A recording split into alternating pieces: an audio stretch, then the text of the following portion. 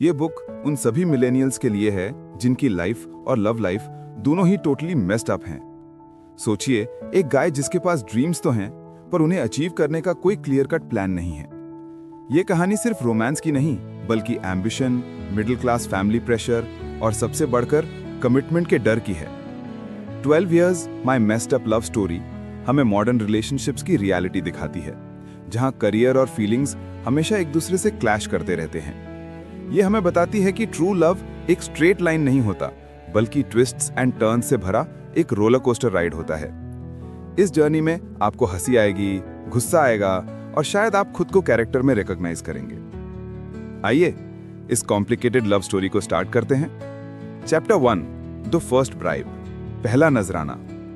क्या आपने कभी किसी को इंप्रेस करने के लिए ऐसा कुछ किया है जो टोटली क्रेजी हो, जिसके रिजल्ट्स आपकी लाइफ पर भारी पड़े? सोचिए, एक एवरेज लुकिंग बॉय और कॉलेज की सबसे स्टनिंग गर्ल। ये सेटिंग ही डिजास्टर के लिए बनी है।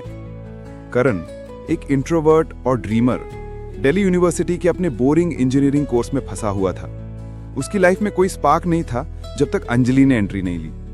अंजलि ना सिर्फ ब्यूटीफुल थी बल्कि उसमें एक फियर्स एम्बिशन था जो करण के सेल्फ डाउट को और बढ़ा देता था।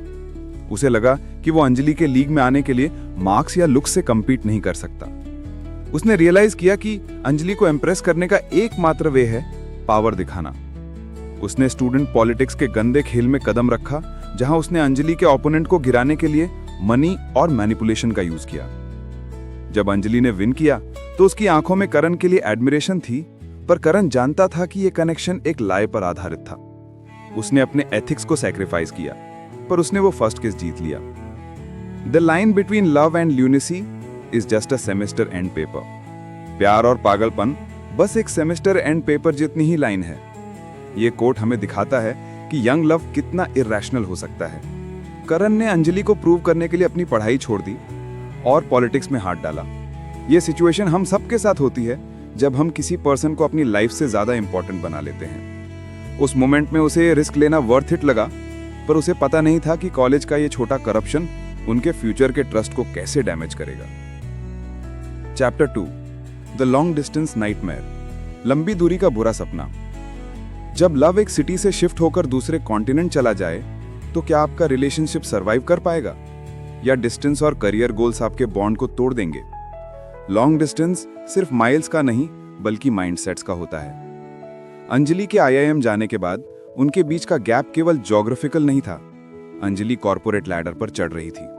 उसके डिनर्स बिग डील्स के बारे में थे और उसके फ्रेंड्स MBAs थे। करण अभी भी दिल्ली के अपने छोटे से रूम में रिजेक्टेड मैन्यूस्क्रिप्ट्स के साथ स्ट्रगल कर रहा था। उनके वीडियो कॉल्स अब रोमांटिक चैट्स कम और टेंशन फिल्ड डिस्कशन ज्यादा होते थे। अंजलि उससे स्टेबल प्लान बनाने को कहती और करण उसे इमोशनल सपोर्ट ना देने का ब्लेम करता। करण की इनसिक्योरिटी बढ़ती गई। उसे लगता था कि अंजलि अब उसे आउटग्रोन कर चुकी है और वो अब बोरिंग है। जब अंजलि ने लेट नाइट मीटिंग्स की वजह से एक इंपॉर्टेंट एनिवर्सरी कॉल मिस कर दिया तो करण को रियलाइज हुआ कि अब उनका रिलेशनशिप प्रायोरिटी लिस्ट में नीचे जा चुका है और ये डिस्टेंस अब परमानेंट होने वाला है। Love is not suppose to be a constant struggle against geography and salary slips. प्यार को ज्योग्राफी और सैलरी स्लिप्स के खिलाफ एक लगातार स्ट्रगल नहीं होना चाहिए। ये कोट मॉडर्न कपल्स के लिए बहुत रिलेटेबल है। क्या लव इतना स्ट्रांग होता है कि वो फाइनेंशियल गैप्स और फिजिकल डिस्टेंस को पार कर सके? करण को रियलाइज हुआ कि लव सिर्फ इमोशंस नहीं है बल्कि प्रैक्टिकलिटी भी है। अंजलि की करियर ग्रोथ उसे दूर ले जा रही थी और करण का सेल्फ डाउट उन्हें करीब आने नहीं दे रहा था। उनका रिलेशनशिप एक ऐसे एग्जाम की तरह था जिसमें दोनों इमोशनली फेल हो रहे थे। Chapter 3 the NRI intervention, NRI का हस्तक्षेप। लाइफ में जब आप कंफ्यूज्ड होते हैं तो हमेशा एक तीसरा कैरेक्टर आ जाता है जो आपके रिलेशनशिप को और कॉम्प्लिकेट कर देता है। मिलिए परफेक्ट NRI गाय से, विक्रम से, जिसके पास वो सब कुछ है जो करण के पास नहीं था। स्टेबिलिटी, एक बिग हाउस और इमीडिएट फ्यूचर प्लान। विक्रम ने अंजलि की लाइफ में उस टाइम एंट्री की जब वो इमोशनली एग्जॉस्टेड थी। विक्रम ने उसे वो पीस और सर्टेनिटी दी जिसकी अंजलि को नीड थी। वो उसे एक्सपेंसिव डिनर्स पर ले गया, फ्यूचर प्लान्स बताए और कभी उसकी एम्बिशंस पर सवाल नहीं उठाया। करण को डिटेल्स अननोन सोर्सेस से मिलनी शुरू हुई। फोटोज में विक्रम और अंजलि एक साथ हैप्पी दिख रहे थे। करण जेलसी से जल उठा, पर वो फाइट नहीं कर सकता क्योंकि उसके पास ऑफर करने के लिए केवल अनसर्टेनिटी थी। अंजलि ने एक बार करण से ऑनेस्ट होकर कहा था, I love you but love doesn't पे द बिल्स। इस स्टेटमेंट ने करण को डीपली हर्ट किया। अंजलि टॉर्न थी, फर्स्ट लव की इंटेंसिटी और स्टेबल लाइफ की सिक्योरिटी। विक्रम का प्रेशर बढ़ता गया और एक नाइट अंजलि ने फोन पर ब्रोकन वॉइस में करण को बताया कि उसे मूव ऑन करना होगा। Sometimes the right person comes at the wrong time and the wrong person comes at the perfect time. यह कोट बुक का कोर मैसेज है। करण राइट पर्सन था, पर उसका टाइमिंग और स्टेटस रॉन्ग था। विक्रम टाइमिंग में परफेक्ट था। यह हमें सिखाता है कि लव सिर्फ केमिस्ट्री नहीं है, बल्कि टाइमिंग और प्रैक्टिकलिटी का एक मिक्स है। अंजलि ने सेफ ऑप्शन चुना, जिससे करण को रियलाइज हुआ कि सक्सेस पाना सिर्फ उसके करियर के लिए ही नहीं, बल्कि अपने लव को विन करने के लिए भी नेसेसरी है। Chapter 4, 12 years and the final decision. 12 साल और आखिरी फैसला। 12 साल का लॉन्ग गैप। इतने टाइम में कितने लोग चेंज हो जाते हैं, कितने ड्रीम्स टूट जाते हैं। क्या लव में इतना पावर होता है कि वो इस 12 साल की मेस को फिक्स कर सके, या मेमोरी ही बेस्ट एंडिंग है? 12 साल बाद करण अब एक बेस्ट सेलिंग ऑथर था। उसने अपना पेन को बुक्स में चैनल किया था। अंजलि एक हाई पावर्ड एग्जीक्यूटिव थी जिसकी मैरिज विक्रम से हुई थी।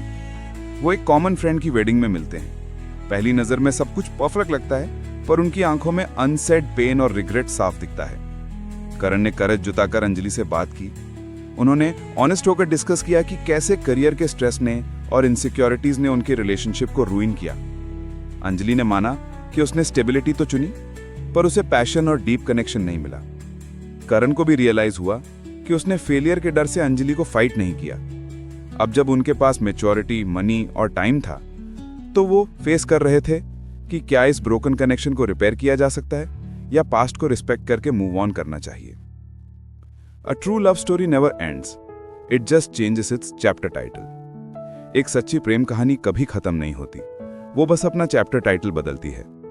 ये कोट होप देता है, चाहे आप कितने भी फेल हों, ट्रू कनेक्शन कभी डाई नहीं होती। ये बुक हमें सिखाती है कि लाइफ में ग्रोथ और सक्सेस से पहले लव को संभालना मुश्किल होता है। करण और अंजलि की कहानी बताती है कि लव को विन करने के लिए आपको पहले खुद को विन करना होता है, अपनी इनसिक्योरिटीज और फियर्स को। अब डिसीजन उनके हैंड्स में था, पास्ट को रीराइट करना या उसे रिस्पेक्ट देना।